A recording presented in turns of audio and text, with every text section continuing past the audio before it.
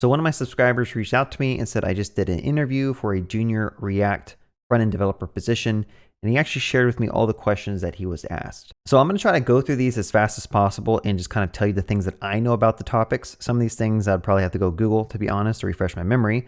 All right, so the first section I did JavaScript related. He was asked a bunch of questions like this. So be sure to pause and try to practice these yourself if you want. The second section was web dev related. So he got asked these questions. And then finally, he was asked a couple of React related questions. He did state that he was asked actually more questions than this, but he only kind of wrote down the things that he could remember after the interview. So this is not an exhaustive list that he was asked during the interview. So keep that in mind. All right, let's just try to knock through the JavaScript questions. Hopefully these aren't too hard. So JS hoisting, right? The basic idea is that this allows you to call functions. For example, I have a function here that says do stuff. I can actually call this function up here. All right, I'll make a function that says do stuff, prints out hello. I'm gonna go ahead and run this. You'll notice that it does not crash. It actually prints out this message because hoisting, in a sense, takes this function and actually moves it to the top, right? That's not the exact definition of hoisting, so I'm not gonna even go down to that, but just know that that's like kind of like what they're asking, I would think, in a junior interview question. If they're asking for more detail of that, I think it's a pointless question. So JS closure, this is something that's asked on a lot of interviews, probably for various reasons. Basically, it's a way to create a function that returns a function so that you can kind of scope some private variable inside of the function. I'm going to say function make counter. And then inside of here, I'll say let count equals 0. And then I'm going to return a function that's going to say count plus plus, return count. Okay, so if I go ahead and say my counter equals make counter, and then call it a couple times, notice that it prints out 5 down here. Now what is going on behind the scenes is we made a function. This is like a higher order function. And inside that function, we declare some state. In the way that scoping works in JavaScript, this function, when it runs, will have access to the scope above it, right? It has access to parent scope. But basically what's happening is that we're creating a closure so that this function can access this variable. And it's kind of like an internal private variable behind the scenes.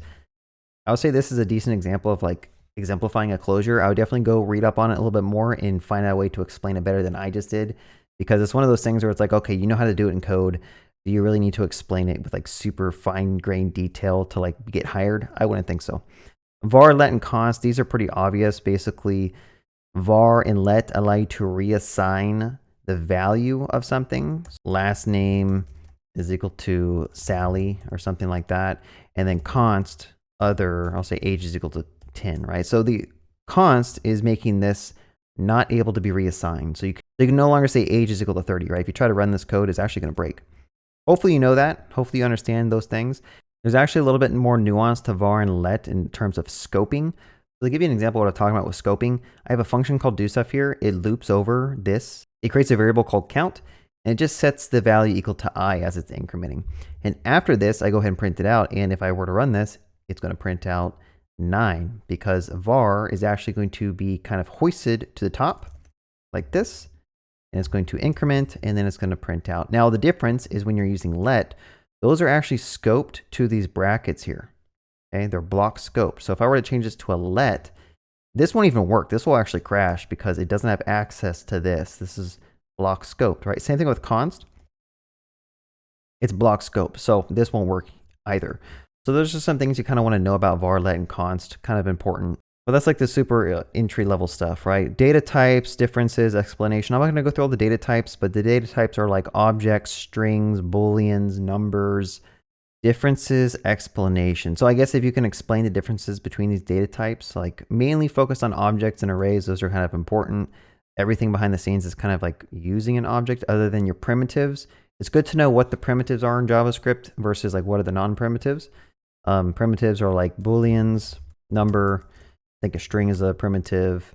I think like null or something is a primitive, or undefined might be a primitive. Again, go look these things up. I'm not going to sit here and like list them off with memory. I don't even have these memorized, right? So it kind of goes to show like you don't really need to know this stuff to be able to work in this industry. JS abort controller. This is something that you can use when you're making like an XHR request from your front end and you want to be able to basically cancel that request. So imagine you load up a UI, it makes a request to a backend, and that request has taken a very long time. Like let's say it's taken 15 seconds. But in your UI, you want to have like a stopgap that says if it takes more than 3 seconds, go ahead and just cancel that request. You can use an abort controller to basically do that. I'm not going to walk you through how to do that. Go Google it. This explanation. So to be honest, the more you work with like functional programming with JavaScript and React, you don't ever have to use this that much. This is more used when you're doing like classes, and it's related to like the executional context of the thing that you're calling. So for example, if I make an object here, I'm going to butcher this explanation. I do Bob and age is 10. But let's also do another one called like, I'll say this.age++. Okay, so the this is basically going to refer to the age here depending on how object was called. Okay, so let me show you something. If I do object.birthday and then print out what object.ages, this will actually work perfectly fine. It'll increment the age to 11 and then it prints out 11. But this is going to be set based on how this thing was called. One good way to kind of like understand how this is going to be set, what the value of this is basically look at the period and look at what's left to it, right? So for example, if we did this instead, if I say f is equal to object.birthday, and I kind of take that method and I pull it off the object into a function here, and I just call f like that, what do you think this is going to print out? Okay, it's going to print out 10 because this actually does not refer to this object's age. It's referring to some like global age. And I think if I actually were print out like global.age here, you might actually have it print out 10. It actually prints out not a number because we're taking this undefined variable, we're incrementing it by 1. Super confusing. The idea is basically this is going to refer to different things in JavaScript, and you kind of have to understand that, especially when you're dealing with like DOM event clicks, like mouse clicks. This will refer to different things based on the event that's being called and where the function was being invoked. Hopefully that's enough to get your feet wet, but I mean, you got to look up some other stuff. There's like .apply, which allows you to change and overwrite what the value of this is. There's like .call, there's .bind. Those are all important for understanding how this works in JavaScript. But again, if you just do like functional React or something, this will not be that useful to understand. All right, so arrow functions. Arrow functions kind of coincide with the this keyword. So let's make another really convoluted example here. Let's say that you, for some reason, when you say like birthday, when you call this function or method on the object, let's say you want to do a timeout. Just call a function here. So after like 500 milliseconds, we're going to go ahead and say this.age++. Okay, so if I were to go ahead and say object.birthday, and then I go ahead and just console log like, and then I go ahead and console log like what this is going to be, you'll notice this will not actually be that object. This is actually like set to something else. This is set to like a timeout function. But in some scenarios, what you actually want to do is you want this line to have access to calling the object's age and incrementing it, right? So this is where the arrow function comes in. You can actually use an arrow function here, and that's actually going to fix that little issue where if I actually swap these, you'll see that it does increment the age now, and this is referring to this entire object here. That's like the main thing that you need to understand about the arrow function, is that it changes the value of this to basically allow your functions to have a different like execution context. And again, I'm kind of bad at explaining these things, so if people ask me this in an interview, I think just being able to show a code example and like walking someone through like this is how I'd use the arrow function is probably a much better selling point than like listing off the definition of the this and all this arrow function stuff. Some people get mad when I like gloss over the explanation of these terms, but in all honesty, I've been coding for like 10 years in JavaScript and TypeScript, and this stuff, like when you learn how to use it, you don't need to understand how to explain it, really. It's just like one of these things you just learn how to use. All right, async await. This is probably like one of the most important things you could probably learn in JavaScript. And it has to do with promises. So these two are kind of really coupled together. I'm going to go ahead and put promises first. A promise, if I just say const p is equal to new promise, a promise is a way to basically invoke some asynchronous code and then chain on some things that happen when that code is done. For example, we need to do a request to the backend on the front end. And when that request finishes, we need to further run some more code, right?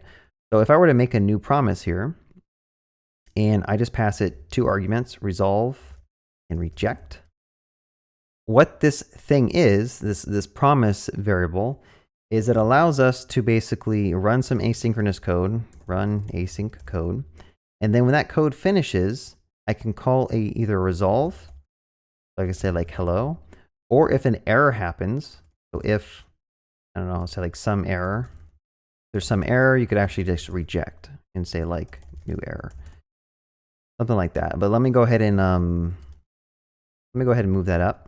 I think using maybe the fetch method might be a better way to exemplify this example, but understanding this promise keyword and how promises work is kind of important to explain. So now that you have this thing that runs, when it finishes, it's either going to resolve a hello or it's going to throw an error, which is going to reject. Okay, so what you can do down here, you can say p.then, and then you can do some code. If, you know, everything was good, I'll say if successful, run this. Otherwise, you can do a .catch, and then you can also, you know, do error handling. Okay, and typically you get an error object here, and here you get like a results. Technically, you can pass in whatever you want here, I believe. All right, this doesn't have to be a string. You can pass in whatever type of object. So this is basically what a promise is, and you might even want to touch on like what promise chaining is. So you can actually like keep on attaching thens to this like that. So you can run some code, and then after that code finishes, you can run some more code, and then you can actually like do things like this. So like when this catch finishes, you can run some more code after that. There's also something called like a finally that you can attach, which is always going to run after either the catch or the thens fire. And that kind of moves us on to our next point, which is async await. Okay, so async await is syntactic sugar to be able to do promises and not have all this like nasty chaining going on. So if we instead, let's say we had a function called main, what we can actually do is put an async keyword in front of that, and now it gives us access to this await keyword. Okay, so instead of having to do promise chaining, if I were to take all this code and just put it in here, what this allows us to do is say const results, and I'm going to take this and put it here. I'll put an await in front of this, and that basically gets rid of that. Okay, now for the error handling, what happens if this thing were to reject an error? Well, you actually need to wrap this in a try catch. So this is like a more traditional approach to coding that you might see in like Java or other languages where you have like try catches. And you would put the error handling in your catch statement, and then you can also add a finally here. Okay, so you might notice that this is like literally the same method names as the promise chaining we were doing before, but it just allows you to kind of write more cleaner code that's easier to read because it's more sequential. You don't have all these like dot chaining going on. So that's kind of like promises and async await, but just remember that async await is just syntactic sugar for promises. And I do believe that when, you know, the node interpreter runs this, it kind of like wraps this and like uses generators and stuff to kind of resolve all this. I don't really know. It's really, doesn't really matter in my opinion, but let's move on. Higher order function. So higher order function is a function that returns a function. I already showed you that with closures where we have that counter.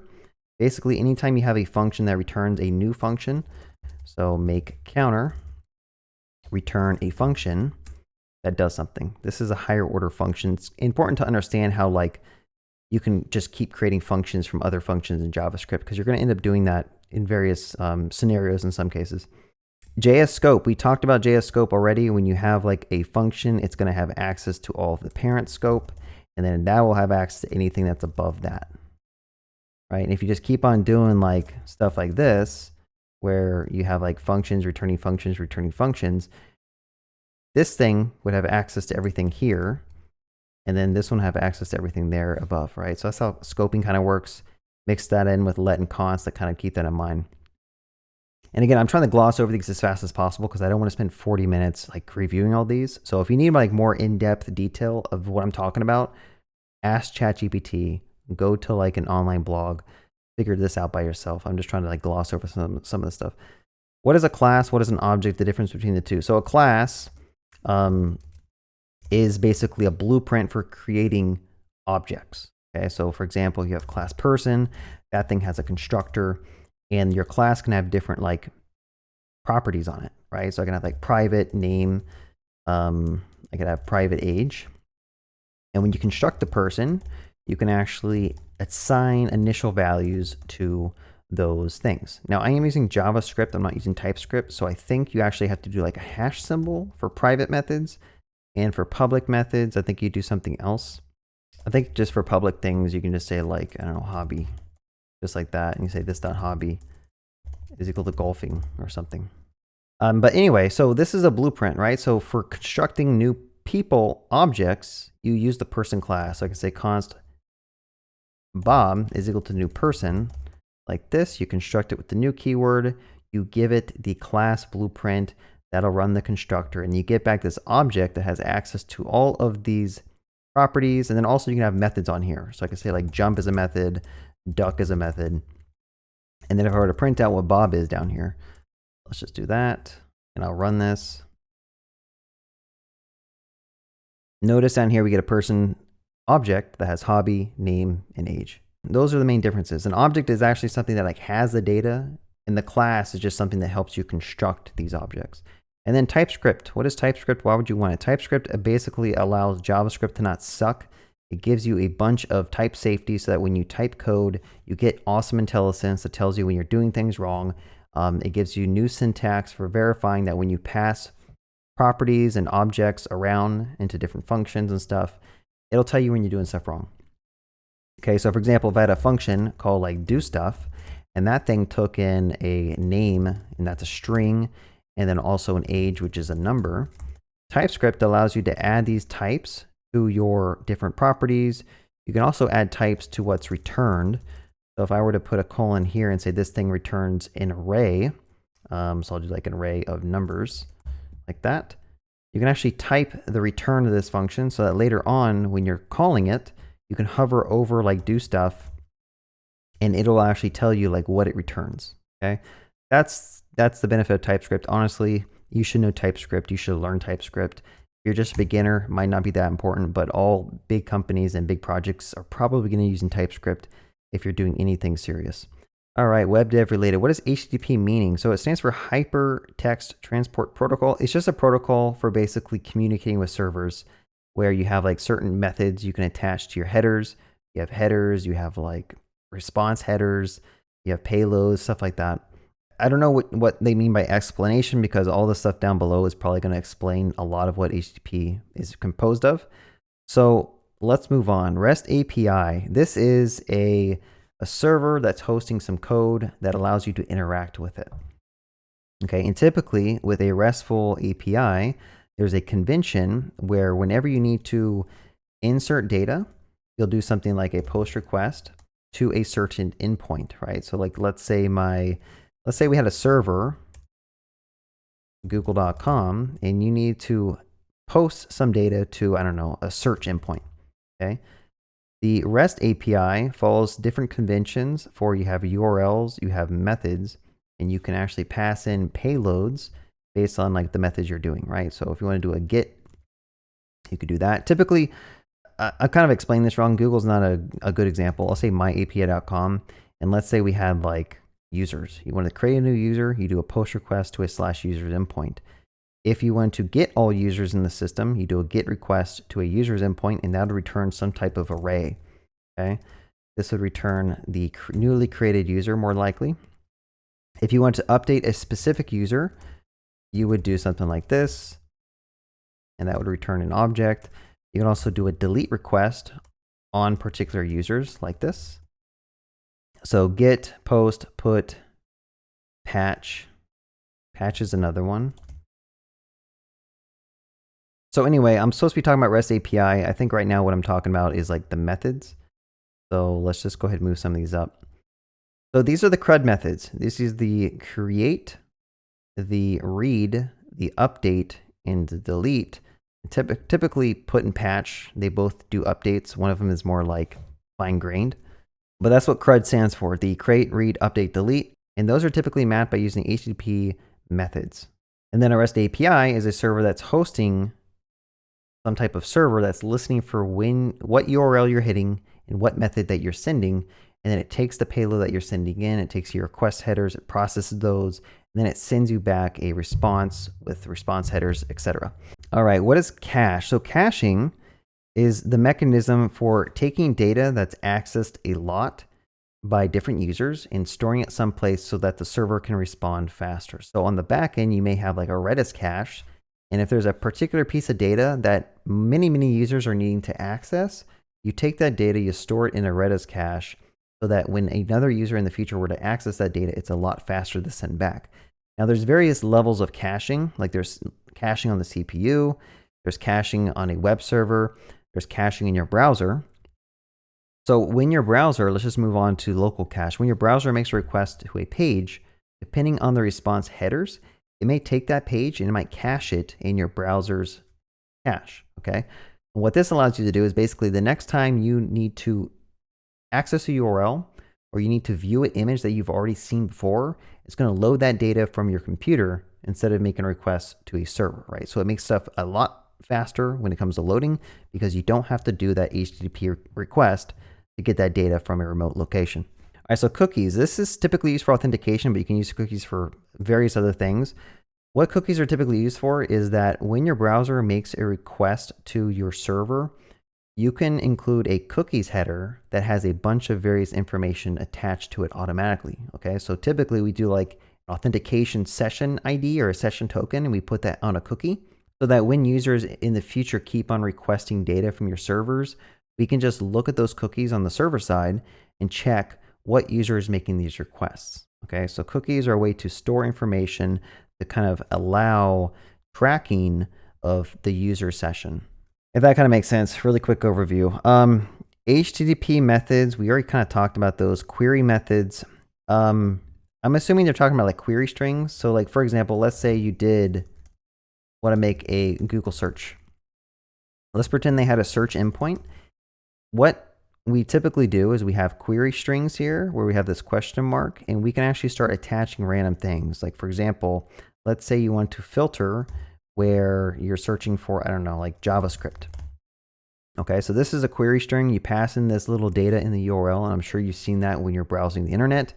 And the server, it basically takes this URL, it breaks it into different pieces, and it's going to look for a key named F, and it's going to find the value, which is JavaScript, and then the server is going to use that information for querying its databases behind the scenes to give you the information that you are looking for. All right, so I don't know if that's what they were looking for query methods. That's the first thing that I would think of when I hear that word, query strings, query methods. But there's also other methods too, like this is just a convention. You could do post requests potentially to endpoints. And you could potentially send over like a JavaScript object that has like a search. You could say like JavaScript or something like this. Again, this is just a convention that a lot of people do with query strings. And if you want to do a REST API, that's probably the proper way to do it. But there's various query methods. Yeah.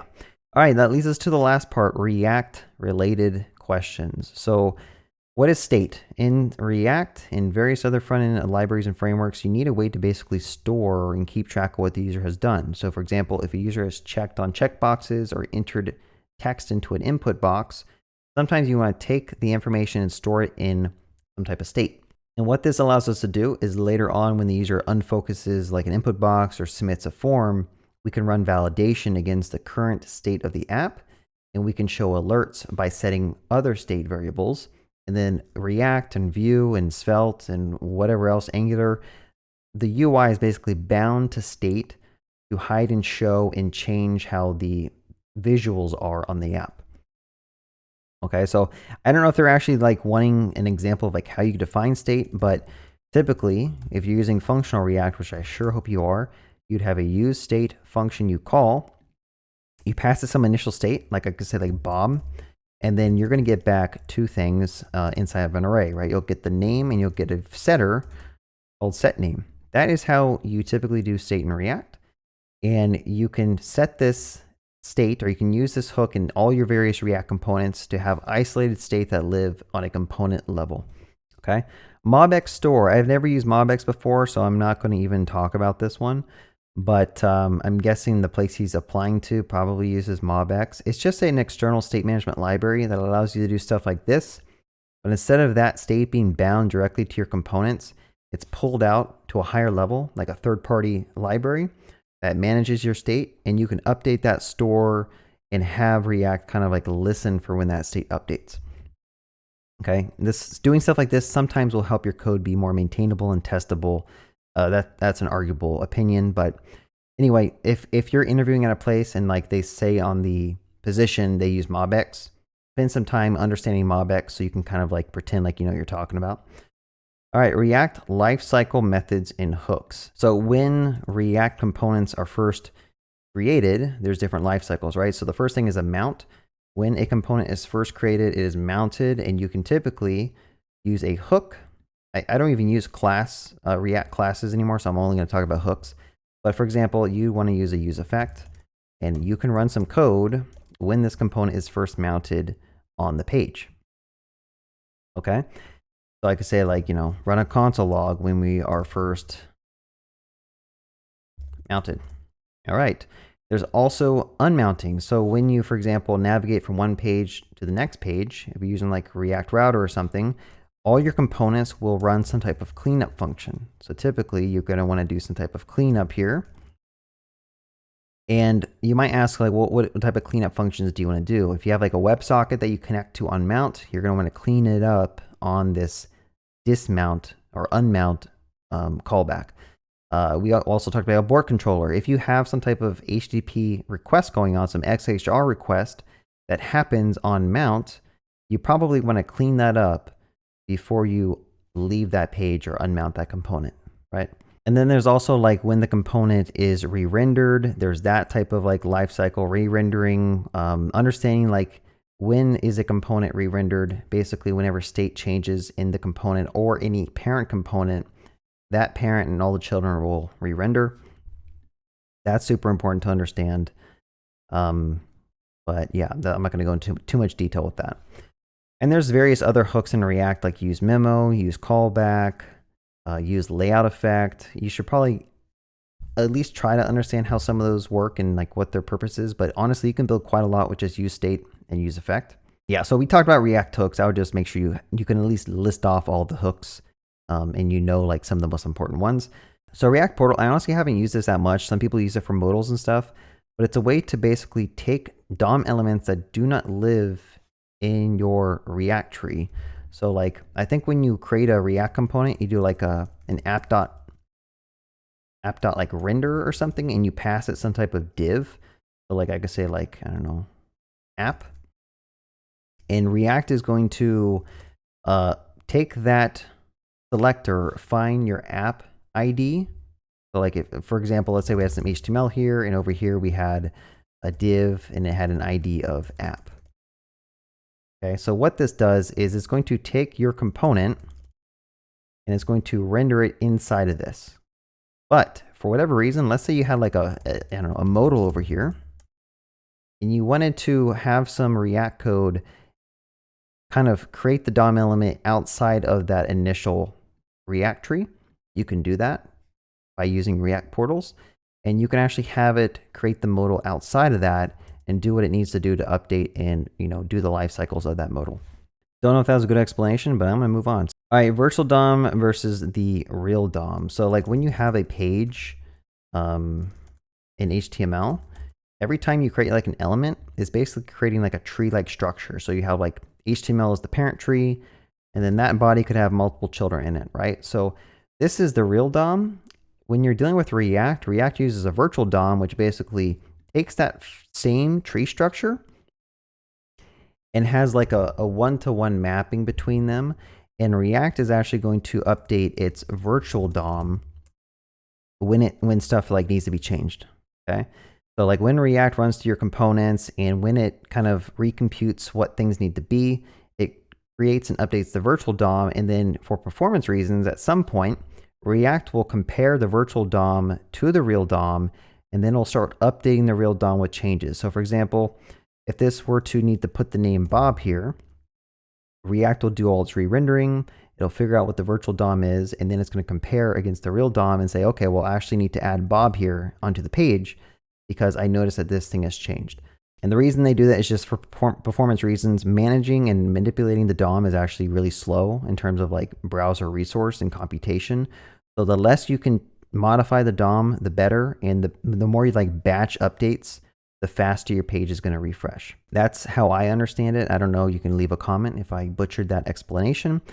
React higher order components. I think this is very similar to a higher order function where in React you can have a component, and that component is actually going to return like a new component. Okay, and typically what you do is you'll take in some arguments here like A, B, and C, and then you'll do things with those inside your other component. So this is kind of like what a higher order component is.